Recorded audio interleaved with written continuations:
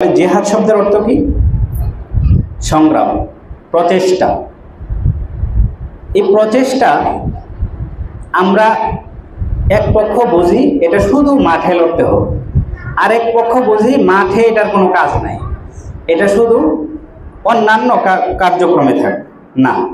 এটা মাঠে এবং অন্যান্য সকল কার্যক্রমে উভয় ক্ষেত্রে এটা অর্থ ব্যাপকভাবে বহমান রয়েছে। সম্মানিত উপস্থিতি, জিহাদ অর্থ প্রচেষ্টা চালানো। কথার ক্ষেত্রে, লিখনির ক্ষেত্রে, সংগঠনের ক্ষেত্রে, সকল ক্ষেত্রে এই প্রচেষ্টা সংগ্রাম আপনার আমার থাকতে হবে।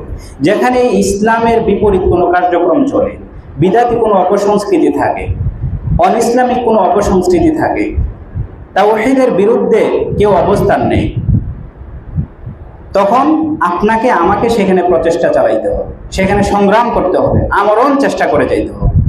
আরেকটা জিহাদ হইল সশস্ত্র জিহাদ। যখন সেটা প্রয়োজন হবে তখন সেটা মাঠে ময়দানে করতে হবে, কিন্তু সশস্ত্র জিহাদ সবসময় থাকে না, যখন আসে তখন এটা করতে হয়, কিন্তু বাকি জিহাদ সর্বদাই থাকে।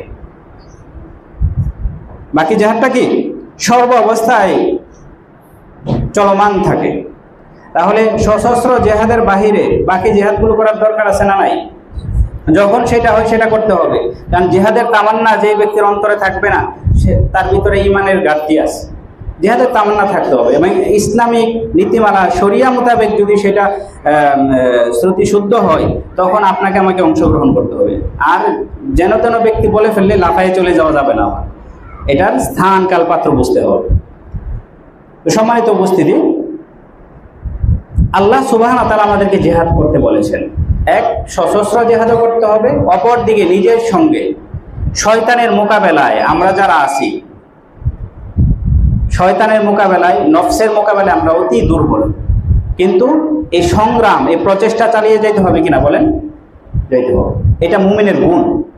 তাহলে এক নম্বর গুণ হচ্ছে তারা আল্লাহ এবং রাসূলে বিশ্বাস করে, এতে কোনো রূপ সন্দেহ রাখে না। দ্বিতীয় নাম্বার গুণ হচ্ছে তারা সশস্ত্র জিহাদ যেভাবে করবে এবং সর্ব অবস্থায় ইসলামী শরিয়া পালনের ক্ষেত্রে, আল্লাহ এবং রাসূলের বিধিবিধান পালনের ক্ষেত্রে সর্ব অবস্থায় তারা জিহাদ করবে। এখন আমাদের জিহাদ তো নামাজের ক্ষেত্রেই ঘাটতি আছে না নাই ভাই?